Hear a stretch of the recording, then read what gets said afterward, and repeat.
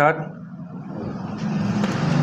नमस्कार, न्यूज 19 में आपका स्वागत है। मेरा नाम है विकास। आने वाले 25 फरवरी को राजस्थान के अंदर राजस्थान सरकार की मुश्किलें बढ़ सकती हैं। हम ऐसा इसलिए बोल रहे हैं क्योंकि नरेश मीणा जो सुर्खियों में बना हुआ है, नरेश मीणा का नाम पिछले लगभग 3 महीनों से उनके पिताजी ने अब आह्वान किया है कि 25 फरवरी को जयपुर में विधानसभा का घेराव किया जाएगा। उत्तर भारत, खासकर राजस्थान, हरियाणा में वैसे तो पीले चावल जब कोई भात होता है उसके लिए बांटे जाते हैं, न्योते के लिए बांटे जाते हैं, लेकिन यहाँ पर जो नरेश मीणा के पिताजी हैं कल्याण राम मीणा, वो बाकायदा गांव-गांव जाकर, समर्थकों के पास जाकर उनको पीले चावल बांट रहे हैं और जो 25 फरवरी को घेराव होना है उसके लिए न्योता दे रहे हैं। अब कल्याण राम मीणा इस मामले में कैसे आए और इतनी मेहनत क्यों कर रहे हैं, इसको आसान शब्दों में आपको समझाने की कोशिश करते हैं। दरअसल समरावता में उपचुनाव हुए थे। उस उपचुनाव में जो नरेश मीणा है उन्होंने आरोप लगाए कि प्रशासन धक्के से, यानी कि जोर जबरदस्ती से गांव के जो लोग हैं जो धरने पर बैठे थे उनको वोट डालने के लिए परेशान कर रहा है। जिसके बाद नरेश मीणा जो कि निर्दलीय चुनाव लड़ रहे थे उनकी वहां पर एंट्री होती है। उन्होंने, क्योंकि पढ़े लिखे हैं और चुनाव भी लड़ रहे हैं, तो उन्होंने सवाल जवाब किए प्रशासन से कि आप धरने पर बैठे लोगों से इस तरह का बर्ताव नहीं कर सकते।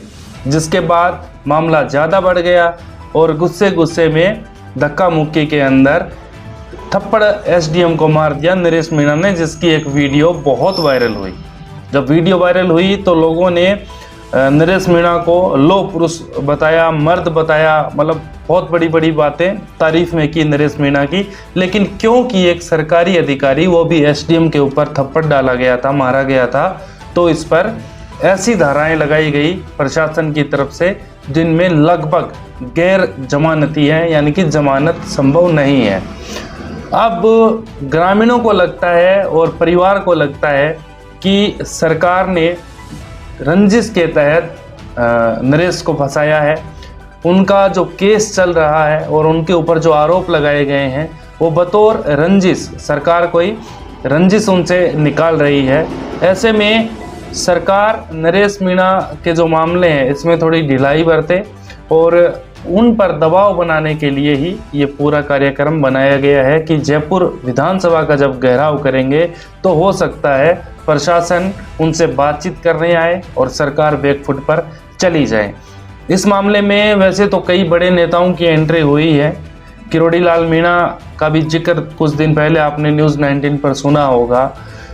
अब ये जो घेराव है, क्योंकि किरोड़ी लाल मीणा बीजेपी से ही हैं और मंत्री हैं, तो इस घेराव से उन्होंने दूरी बना ली है। अब इसकी 2 वजह हो सकती है।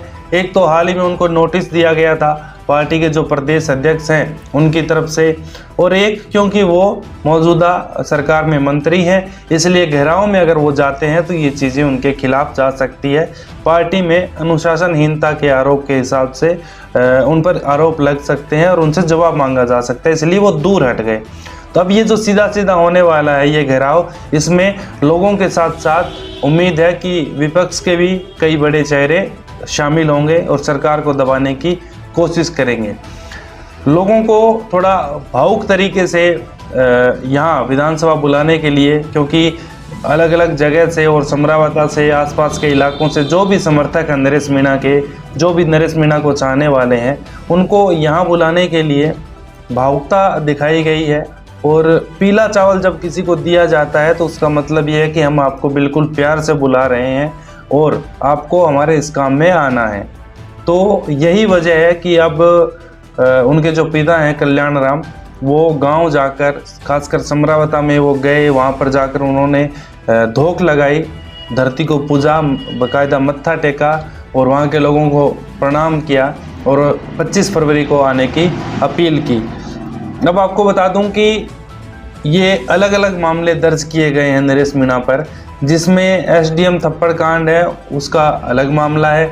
समरावता में आगजनी, तोड़फोड़, हिंसा भड़काने के मामले अलग हैं, ईवीएम में छेड़छाड़ का मामला अलग है। यानी कि कई धाराओं के तहत कई अलग अलग केस दर्ज किए गए हैं, जिसमें अब एक अर्जी लगाई गई थी ये आगजनी वाले मामले में जमानत की, वो खारिज हो गई।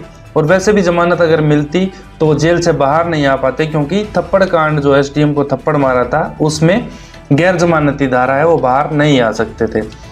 आपको क्या लगता है कि ये जो घेराव की बात कही गई है नरेश मीणा के पिताजी की तरफ से, परिवार की तरफ से, ये कितना सही है?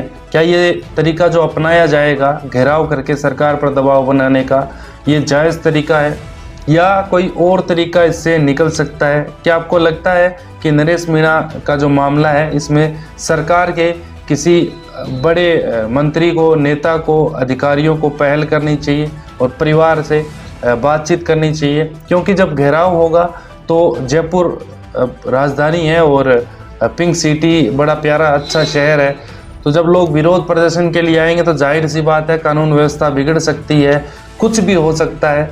घेराव, विरोध प्रदर्शन करने वाले लोगों की वजह से जयपुर के जो बासिंदे हैं उनको परेशानी हो सकती है, किसी भी तरह की घटना हो सकती है।